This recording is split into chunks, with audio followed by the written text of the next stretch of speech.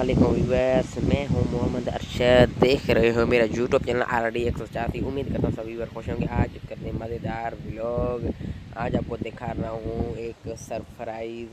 ये देखें व्यूअर्स, कितना खूबसूरत मौसम है। और अभी देखें बैल की गाड़ी में ये लोग मिट्टी चलाते हैं।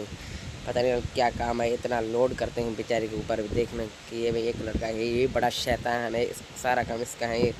कितना वज़न इसको डाला है, कितना मन होगा, तकरीबन 5-6 मन होगा इसके। अभी देख सकते हो कितना। ये देखिए खूबसूरत मौसम चल रहा है, हवा का बहुत ज़ोर है। यहाँ भैंस में गाड़ी में लोग उठाते हैं फोड़े मिट्टी वगैरह।